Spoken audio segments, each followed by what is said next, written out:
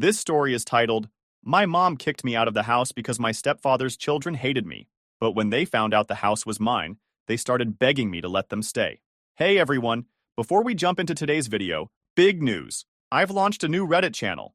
This time, the background isn't Minecraft. It's Subway Surfers in a Christmas theme to match the season. Check it out, subscribe, and join the fun. Links in the description. See you there. Now, let's start the video. So, when my dad passed away, I was 15. It was the hardest thing I've ever gone through. He was my rock, my guide in life, and honestly, the glue that held everything together.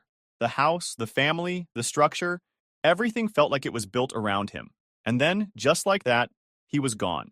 For a while, it was just silence and grief. The house still smelled like his aftershave, and his favorite chair by the fireplace stayed untouched. My mom wasn't exactly comforting during this time. She kept herself busy, and I thought maybe that was just her way of coping.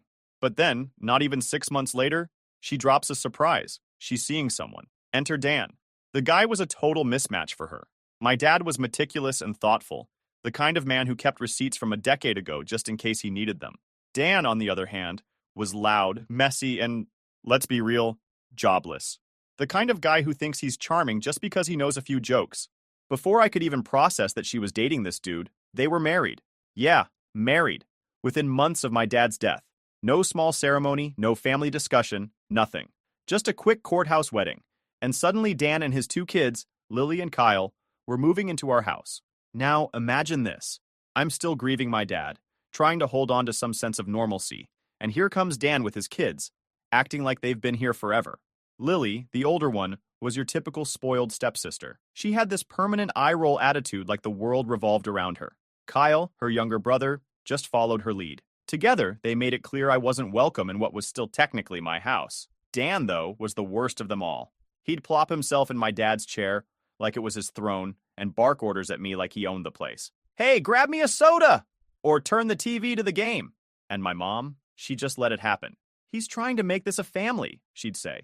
Right, a family where I was suddenly the outsider. It didn't stop there. Slowly but surely, my dad's presence in the house started disappearing. His tools in the garage? Dan moved them out to make space for his stuff, which by the way was mostly junk.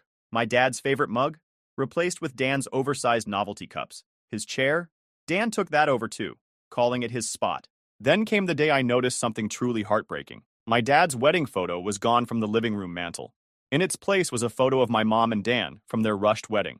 When I confronted her, she brushed it off like it was no big deal. We're making new memories now, she said. I was furious. But what could I do? Lily and Kyle weren't any better. Lily treated the house like her personal palace, leaving her stuff everywhere and blasting music whenever she wanted. Kyle followed suit, making messes and acting like chores didn't exist. They'd take the good snacks, hog the TV, and ignore me completely. And when I finally stood up for myself, "You're being selfish," Mom said. "They're part of the family now. You need to adjust." Adjust? To what? Being pushed aside? Feeling like a stranger in my own home? It wasn't long before the tension boiled over. Lily and Kyle were having one of their usual loud movie nights in the living room, and I couldn't take it anymore. I asked them to turn it down so I could study, and Lily hit me with, "You can study in your room. We're not bothering you." We're not bothering you? Seriously? It's my house too. I told them as much, and that's when Lily snapped back. This isn't your house. It's our home now, so deal with it. I stormed off and told my mom what happened, thinking she'd at least back me up a little. Instead, she gave me the same tired line about making an effort. When I said I felt like I didn't even belong here anymore, she sighed and said, "Maybe it's best if you stayed with your grandparents for a while." And that was it. Just like that, I was out of my own house. I knew the house wasn't really theirs. It was still legally mine, thanks to my dad's will. They didn't know it yet, but once I turned 21, everything would change. I just had to wait. Moving in with my grandparents was both a relief and a gut check. On the one hand, I didn't have to deal with Dan, Lily, or Kyle treating me like an unwanted guest in my own house. On the other, it stung, knowing that my mom had basically chosen them over me. My grandparents didn't ask too many questions when I showed up with my bags. They just hugged me, told me I was always welcome, and set me up in the spare room. My grandpa even joked, "Well, at least now someone will appreciate my stories."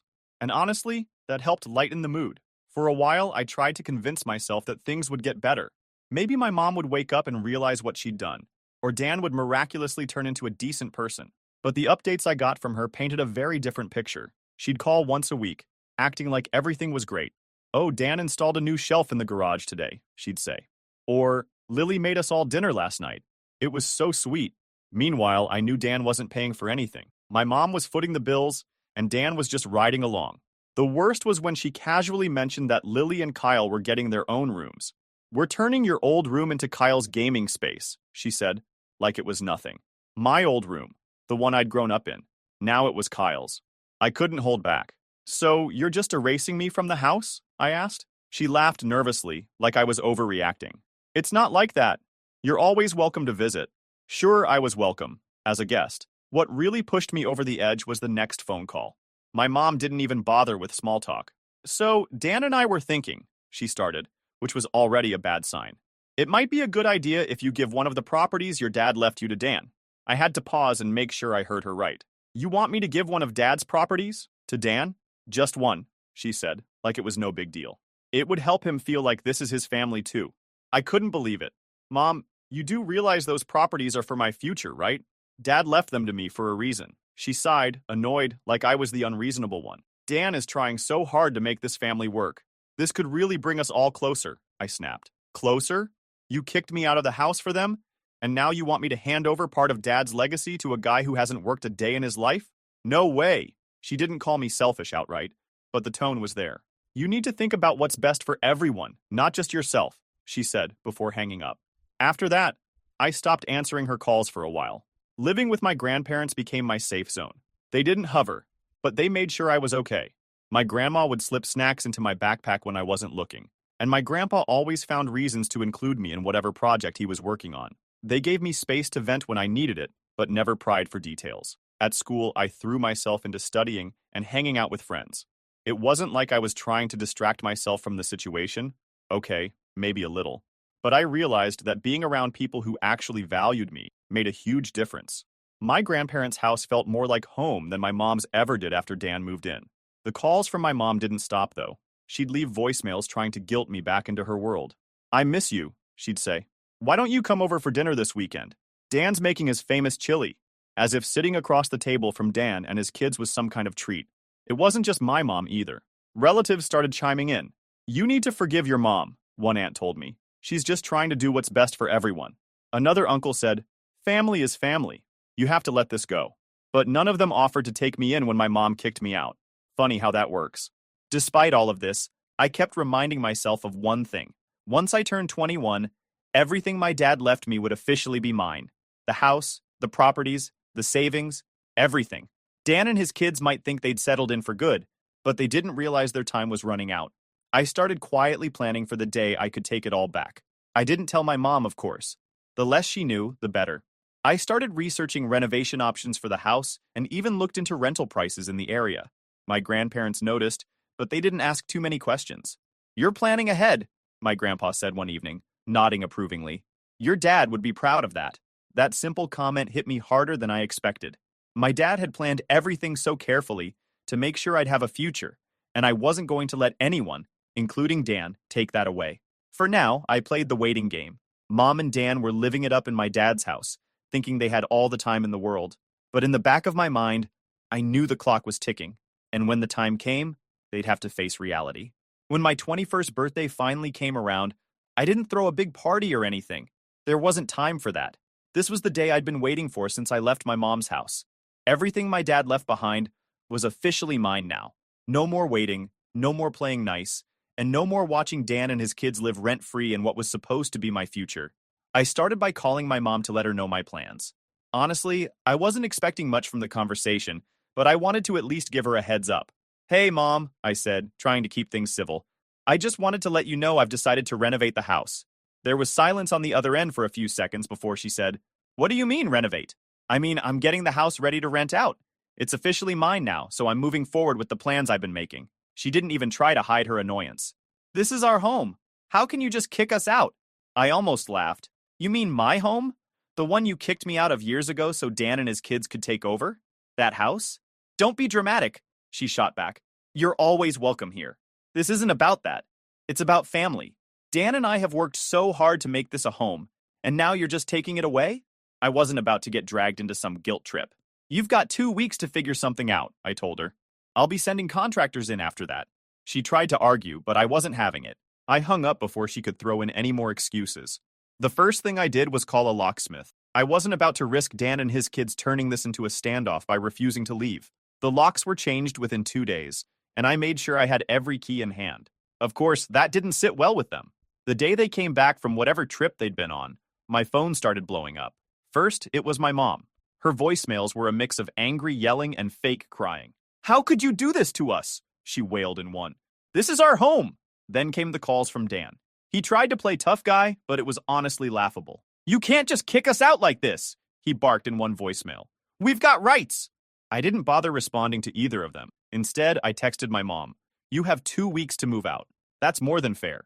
After I got the house back and gave them their 2 weeks to leave, I honestly thought that would be the end of it. I was wrong. Those 2 weeks turned into some of the most stressful and ridiculous days of my life. If I thought Dan and his kids were entitled before, they turned it up to 11 once they realized their freeloading days were numbered. At first, they tried ignoring the whole situation, like pretending it wasn't real would somehow make it go away. I drove by the house a few days after changing the locks and saw no signs of them packing. No moving boxes, no U-Haul, nothing. They were still sitting around like they had all the time in the world. I confronted my mom about it. "You guys haven't even started packing," I said. "I told you, you have 2 weeks." She gave me that fake, patronizing smile she always used when she thought she could manipulate me. "We're just getting everything in order," she said. "It's a big transition, you know. These things take time." "Time is exactly what you don't have," I replied. "You've already wasted a week." Mom tried to laugh it off like I was being dramatic. "You need to calm down. We'll handle it." But they weren't handling anything, and I wasn't going to sit around waiting for them to drag this out. The day before the deadline, things hit a whole new level of absurdity. I stopped by the house to check on their progress and found my mom, Dan, and Lily sitting in the living room like nothing was happening. There were no signs of packing, just a family lounging around like they didn't have a care in the world. "What the hell is going on?" I asked. "You're supposed to be out tomorrow." Mom stood up, putting on her best innocent act. "We're working on it," she said. It's been hard. Lily's pregnancy has been difficult, and Dan's been stressed. We just need a little more time." "No," I said firmly. "You've had 2 weeks. That's more than enough time." Dan exploded. "How can you treat us like this? After everything we've done for this family?" I turned to him. "Done for this family? Like what?" They kept begging, but I didn't budge. The final day arrived, and I was ready for it to be over. It had been 2 weeks of nonsense. Begging, guilt trips, fake tears, and downright absurd demands. I had held firm through all of it, but I knew this last day wouldn't go quietly. I drove up to the house early in the morning. I wanted to make sure they were actually moving out this time. When I pulled into the driveway, I saw a few boxes scattered outside, but no moving truck, no sign of them being anywhere near finished. It was already looking like another headache. As I got out of the car, my mom stormed out the front door. "Oh, so you decided to show up?" she snapped, crossing her arms. "Yeah, I figured I'd make sure you were actually packing," I shot back. "You've had 2 weeks, and it doesn't look like much has changed." She rolled her eyes and waved a hand toward the house.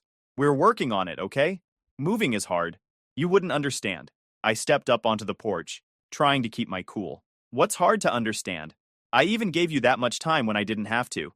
You're just dragging this out because you think I'll cave." Before she could respond, Dan came out, looking like he was ready for a fight. "What's your problem, kid?" he barked, standing a little too close for comfort.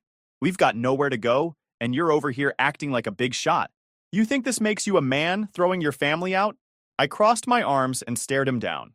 "First of all, let's get something straight. You're not my family. Second, you've had plenty of time to figure this out.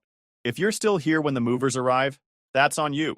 Dan's face turned red, and I could tell he was trying to intimidate me. "You know, your dad would be ashamed of you right now," he said through gritted teeth. That one stung, but I wasn't about to let him see it. "Nice try, Dan, but my dad's the reason you're even standing in this house right now. Don't talk about him like you knew him." By this point, Lily came out, her arms crossed over her belly. "I can't believe you're doing this," she said, her voice trembling. "How can you be so heartless?" I sighed. "Lily, I've already told you, I'm sorry for your situation, but it's not my responsibility. If you had spent less time sitting around and more time packing, maybe you wouldn't be in this position right now." Mom stepped forward, clearly ready to play referee. "You're tearing this family apart," she shouted. "Is that what you want? To destroy everything your father built?" "That was it," I snapped. "Destroy everything my father built? You mean the house he worked for? The house he left to me? That you let Dan and his kids take over like it was theirs? Don't put this on me. This is your mess, not mine. Mom stood there stunned for a moment before the tears started. She covered her face and sobbed, saying, I just don't understand how you can be so cruel. Meanwhile, Dan wasn't giving up. He started pacing back and forth, muttering under his breath about how unfair this all was. Finally, he stopped and pointed at me. You think you're so smart, don't you? Coming in here and taking what's yours. Well, let me tell you something. You're going to regret this. One day, you're going to look back and realize you ruined this family. I didn't even flinch. The only thing I'm going to regret is not doing this sooner. You've had years to get your life together, Dan. And instead, you've just been mooching off my mom and acting like you own the place. Well, guess what? You don't. And now it's time for you to go. Kyle, who had been lurking near the door this whole time, finally decided to pipe up. This is so unfair, he whined. We've done nothing but treat this place like home, and now you're just kicking us out? Exactly, I said. This isn't your home, it's mine. And if you don't want to be out on the street, I suggest you stop whining and start packing. By noon, the movers I had scheduled showed up. I'd warned them ahead of time that there might be some complications, so they came ready to work. Mom tried one last desperate plea as they started moving boxes. Please, just give us one more week, she begged. Lily is stressed and Dan is looking for work. It's just a lot to handle right now. I shook my head. I've given you more time than you deserve. You've got the rest of today, and that's it. Dan was still grumbling in the background, but even he seemed to realize the fight was over. By the time the sun started setting, they were finally packed up. The truck was loaded, and they were standing on the porch, looking defeated. Mom turned to me, her eyes red and puffy. You've really changed, you know that? She said. I don't even recognize you anymore. I stared back at her, unfazed. I've changed because I had to, Mom. You made your choice. Now I'm making mine. Dan muttered something under his breath, but I didn't bother responding. Lily climbed into the truck, still clutching her belly like it was some kind of shield. Kyle followed, looking more annoyed than anything else. Finally, Mom stepped down from the porch, wiping her eyes. I hope you're happy, she said. You've gotten everything you wanted. I didn't respond. I just watched as they drove off, leaving behind the house that was finally mine again. When they were gone, I stood in the empty living room, taking it all in. It felt strange, standing there alone after everything that had happened, but it also felt right. This was my dad's house, and now it was back where it belonged. I knew there was still work to be done, renovations, new tenants, rebuilding my life. But for the first time in years, I felt like I was finally in control. Once they were officially out of the house, I thought that would be the end of it. I figured they'd move on, find somewhere else to live, and I could finally close this chapter of my life. But of course, that's not how entitled people work. Dan, my mom, and her so-called new family couldn't just leave me alone. They came crawling back, each with their own manipulative tactics to get me to take them back in. It started small. About a week after they moved out, I got a text from my mom. Hey, just checking in, it read. How's everything going with the renovations? I stared at my phone, debating whether to answer. I knew this wasn't just a friendly text. I could feel the strings attached, even through the screen. Against my better judgment, I replied, everything's fine. That was all she needed. Within minutes, my phone rang. I let it go to voicemail because I wasn't in the mood for one of her guilt trips. Later, when I listened to the message, it was exactly what I expected. Hey, sweetie, I've been thinking about everything, and I really think we should talk. Dan's been struggling to find work, and Lily is really feeling the stress of her pregnancy. We're all trying so hard, but it's been really tough without a stable place to stay. Maybe we can figure something out. Call me back, okay? I rolled my eyes so hard I thought they might get stuck. Figure something out? I'd already figured everything out. I gave them 2 weeks to leave and they failed to prepare. That wasn't my fault. Over the next few days, the attempts escalated. First, it was Dan calling me directly. I didn't even save his number, but his obnoxious tone was unmistakable. Look, kid, he started, as if we were about to have some heart-to-heart. I know we've had our differences, but I think it's time we put all that behind us. Family is family, you know? And I get it. You were upset. And maybe I didn't handle things perfectly, but we're all human. We just need a little help getting back on our feet. You can't expect us to do that without some kind of support. I nearly laughed out loud. Support? From me? After years of freeloading and treating me like an outsider in my own home, he thought he could appeal to my sense of charity? Dan, I said flatly, you've had years to get back on your feet. My answer is no. He tried to argue, bringing up Lily's pregnancy and Kyle's supposed emotional struggles. It's been hard on all of us, he said, his voice dripping with fake sincerity. We're not asking for much, just a roof over our heads until we figure things out. I cut him off. No, Dan, I already gave you plenty of time. That was more than generous. Find someone else to guilt trip. Then came Lily's turn. She messaged me one evening, starting off with a pathetic, "Hey, I just wanted to say I'm sorry for everything." I didn't reply because I knew exactly where this was heading. Sure enough, a follow-up text came through an hour later. "I'm really struggling with the pregnancy," she wrote. "The stress of not knowing where we're going to live is affecting me and the baby. I know we didn't always get along, but I thought maybe we could start fresh. It would mean so much to me if you could just let us stay for a little while, just until after the baby is born." I didn't even bother responding. I wasn't about to get sucked into her sob story. A few days later, my mom showed up at my grandparents' house unannounced. She was clearly desperate. Her hair was a mess, and she had that frantic look she always got when things weren't going her way. My grandparents let her in, though they weren't exactly thrilled to see her after everything that had happened. "Can we talk?" she asked, looking at me with what I'm sure she thought was a motherly expression. I folded my arms and leaned against the counter. "What do you want, Mom?" She sighed dramatically, like she was carrying the weight of the world on her shoulders. "I just want us to be a family again," she said. "This whole situation has gotten so out of hand. I know you're angry, but we can work this out." "There's nothing to work out," I replied. "You made your choices, and now you're dealing with the consequences." "But Lily's pregnant!" she exclaimed, her voice breaking. "She needs stability. Dan's been looking for jobs, but it's hard right now. And Kyle, he's just a kid. He doesn't deserve this." "And neither did I shot back. "You didn't care about my stability when you kicked me out of the house. You didn't care about how I felt when you let Dan take over. Why should I care now?" My mom tried to guilt me, saying things like, "I'm still your mother," and I did the best I could, but I wasn't buying it. My grandparents eventually stepped in and told her it was time to leave. As she walked out the door, she muttered, "You're going to regret this one day." The final straw came when they showed up at the house unannounced. I was there meeting with the contractors, going over some last-minute details for the renovations, when Dan's beat-up truck pulled into the driveway. I froze for a moment, watching as Dan, my mom, and Lily climbed out, looking like they were ready for some kind of intervention. "You've got to be kidding me," I muttered under my breath. Dan was the first to speak. "We just want to talk," he said, holding up his hands like he was trying to defuse a situation. "There's nothing to talk about," I said firmly. "You're trespassing." "We're desperate," my mom said, her voice cracking. "We've been staying with friends, but it's not working out. We need your help." I stared at them, completely unimpressed. "You mean you need me to let you back into the house you trashed and disrespected for years? That's not happening." Lily started crying, clutching her belly for added effect. "Please," she begged. "I don't know what else to do." Dan stepped forward, trying to play tough again. "You're really going to turn your back on us? After everything we've been through?" I crossed my arms and stood my ground. "Yes, I am. You've got 5 minutes to leave, or I'm calling the police." They tried one last round of pleading, but when they realized I wasn't budging, they finally got back in the truck and drove off. That was the last time they tried to reach out.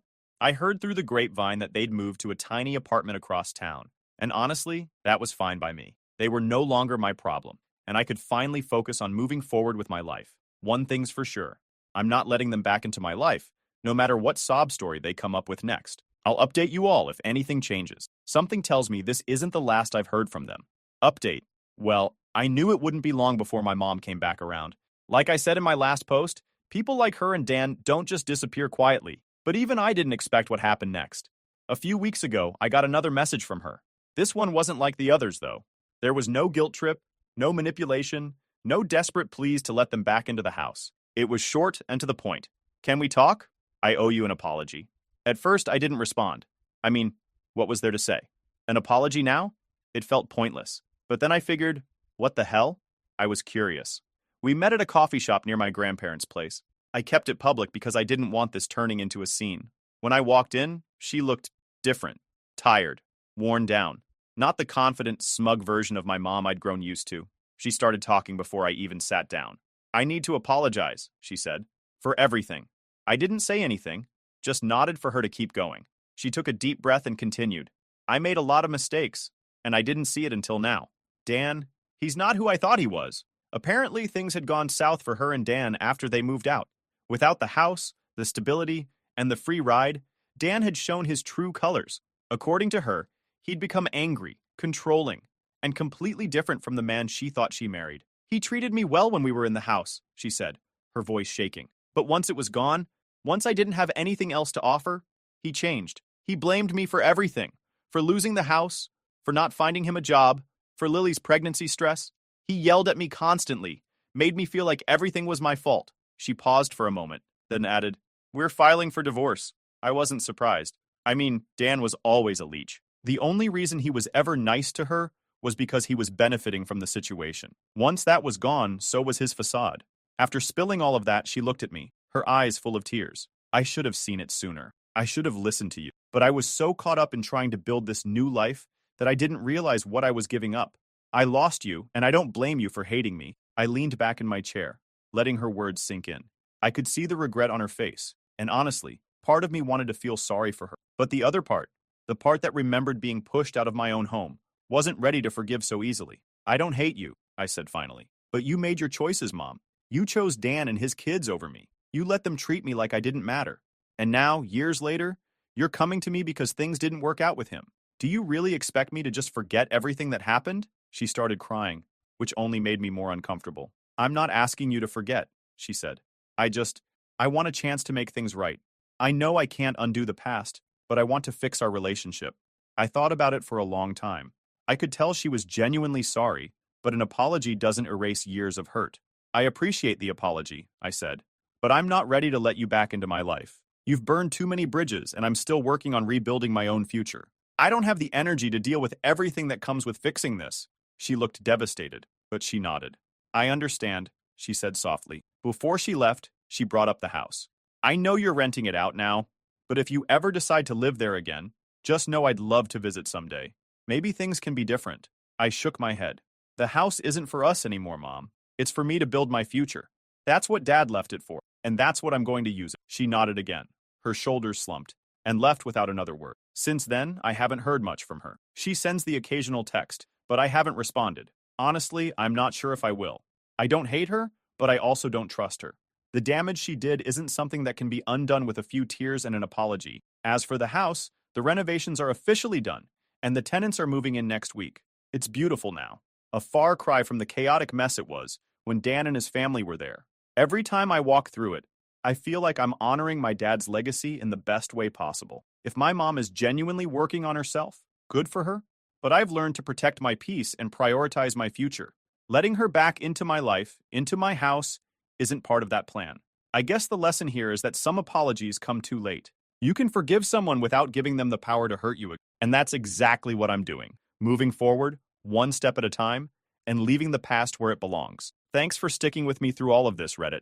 Maybe someday there will be more to share. But for now, this feels like closure.